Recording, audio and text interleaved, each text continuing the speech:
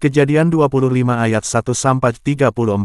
Keturunan Abraham dari Ketura. Abraham mengambil pula seorang istri, namanya Ketura.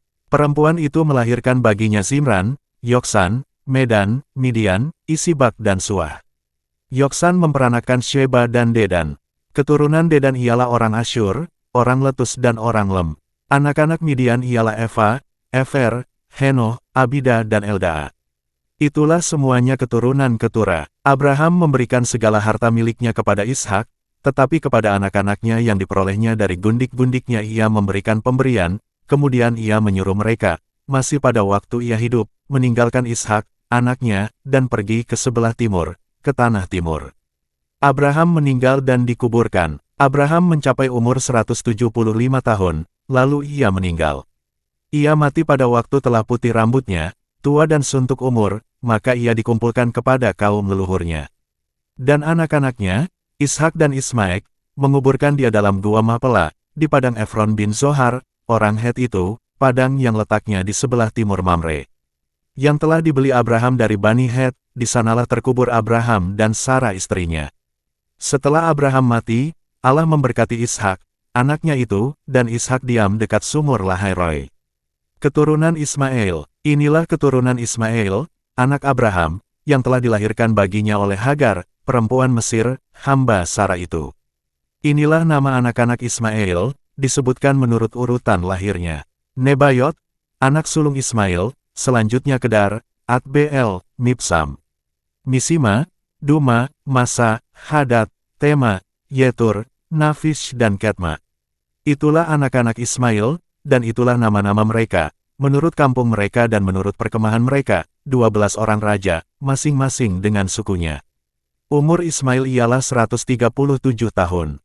Sesudah itu ia meninggal. Ia mati dan dikumpulkan kepada kaum leluhurnya.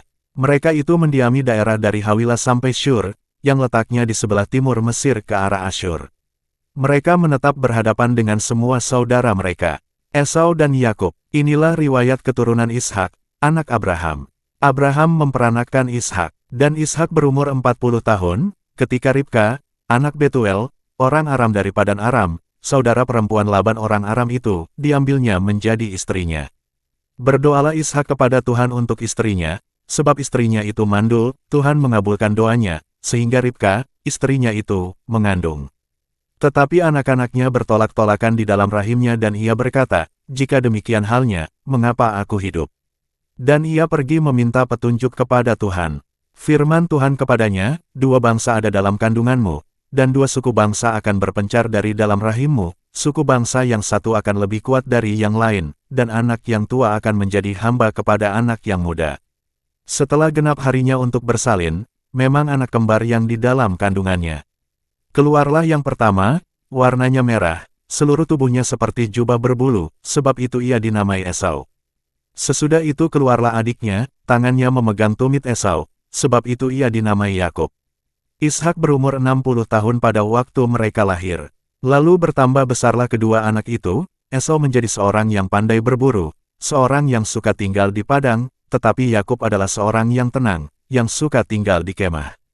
Ishak sayang kepada Esau, sebab ia suka makan daging buruan, tetapi Ribka kasih kepada Yakub.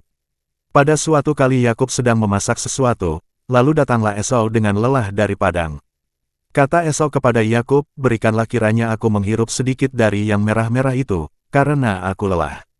Itulah sebabnya namanya disebutkan Edom. Tetapi kata Yakub, juallah dahulu kepadaku hak kesulunganmu. Sahut Esau, sebentar lagi aku akan mati, apakah gunanya bagiku hak kesulungan itu? Kata Yakub, bersumpahlah dahulu kepadaku. Maka bersumpahlah ia kepada Yakub dan dijualnyalah hak kesulungannya kepadanya. Lalu Yakub memberikan roti dan masakan kacang merah itu kepada Esau, ia makan dan minum, lalu berdiri dan pergi. Demikianlah Esau memandang ringan hak kesulungan itu.